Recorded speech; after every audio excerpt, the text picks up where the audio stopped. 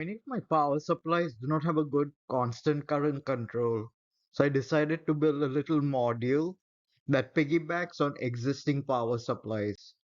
As you can see here, it fits into 3/4 inch kind of standard power supply sockets, and it just adds kind of a constant current control over an existing supply.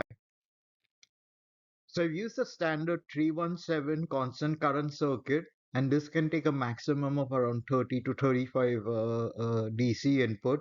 So that's kind of one of the limitations of the supply. It's a small plug-in, so it plugs into the things. You can see the plug sockets on the back. It plugs into the standard sockets of a power supply. What I decided to use was kind of a set of resistors rather than a potentiometer. So two reasons. One was the pot has to be kind of semi-log because the R values are quite far apart for different current levels. And I also needed a repeatable current output. The circuit is simple. As you can see, uh, there's a zero point 0.1 microfarad capacitor which attaches to a 317 in the constant current format, and the output of the 317 to the output of this little unit, you essentially switch resistors, and the value of the resistor determines how much current passes through. At low resistance value, you do need a higher wattage. So for two ohms, you need a 1 watt resistor. For a 4 ohm, you need a zero point 0.5. But for the others, you can get away with essentially the standard 1/4 value resistors. And I decided to kind of use values of around 20 milliamps and doubling because this is mostly for LEDs, high power LEDs. So 20, 40, 80, 160, and you can see the corresponding resistance value for that. So I did a crude layout of a switch that I already had. It was a two-pole six-position switch. So I just wanted some kind of, and I don't screw up the wiring of the resistors. So drew a quick diagram. So the two poles here are shown as A and B, and these would connect. One would connect to the 317, and the other one would connect to the output kind of socket, the banana plug socket that I was going to use. And the different resistor values were directly soldered onto the switch. So I started the soldering work and by just holding the switch in a coil of wire, which was just at hand, nothing else. And you can see my diagram for the resistors are here, including what was the expected current in position. And in the background, you can see some kind of drawings for a 3D design that I did later to kind of hold the switch and the whole unit, plus some little washers, I guess, 3D printed washers to insulate from an aluminum panel that I was going to use. So I started soldering essentially the two wires that go to the A and B poles because this would be hidden once I started putting the resistors, so access would be a bit of a challenge. Uh, and you can essentially just see me kind of doing pretty standard soldering. I do use a hemostat to act as a heat sink, which you can just see on the right. Uh, so I started soldering the resistors and had to add some little wire, I guess plastic sleeves over the wire to provide insulation. And and you can see the hemostat. The switch, I think the plastic is not that good quality, so there's a risk of the metal terminals kind of becoming loose and the plastic holder in there. So I use a hemostat to act as a heat sink.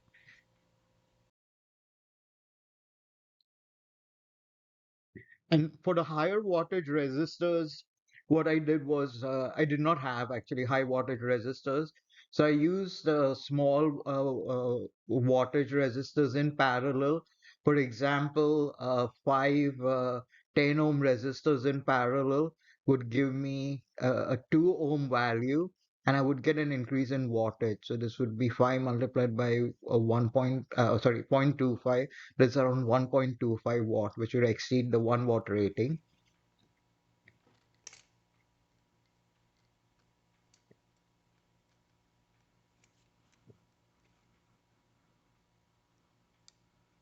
Here I'm just clipping off the excess wires, that I had after post soldering. because it was a tight fit on the switch. And here it shows how I wired the system. It's pretty simple. So on the right is the 3D printed box which holds the switch, and this box also holds the banana sockets, so plus and minus. And again, remember it's a mirror image because you'll be seeing it opposite on the other end.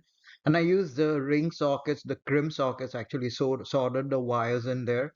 So the one pole of the switch went directly to the plus output, and in this ring socket, I also had another wire kind of crimped or soldered in, and that went to the LM317. The middle kind of terminal of the LM317 went to the other socket. So this is where the variable resistors connect across these two pins of the LM317. The other input pin essentially went to the male plugs. You can just see kind of a diagram here, and the LM317 was attached to an aluminum plate, and the zero point 0.1 microfarad capacitor was attached across the two terminals. So makes it simple, easy to repair later on too. And in this kind of photograph, you can see, right? So these are the male plugs. You can see the 3D printed washer that I did to insulate from the aluminum plate. And this is the ring socket, which connects, to the other rest of the circuit. Another view. So the male plugs, and then you can just barely see. You can actually clearly see the switch inside. The high wattage resistor in parallel, and then the low wattage. I had to be really careful to make sure there was no shorting or so. And you can see the little white sleeves that I used to cover the resistor wires to prevent shorting. And to the right, you can see the base of the banana plugs, which are kind of on the other end. So I took a picture of the unit with a knob attached. So I wanted to capture the positions of each of the six-way of the switch, and then I uh, drew it up in Zara, a drawing software, and then use a laser cutter to cut and print out a piece of plastic. And you can see that plastic here. So it just says constant current, and the actual current was etched in. So this is not the calculated value, this is actual. So 20 milliamps, 40, 85. It was supposed to be 80. 152 was, I think, supposed to be 160, and so on. So either because of the soldering or resistance changes, but I wanted the actual values which I'd measured. Uh, it's pretty easy to use.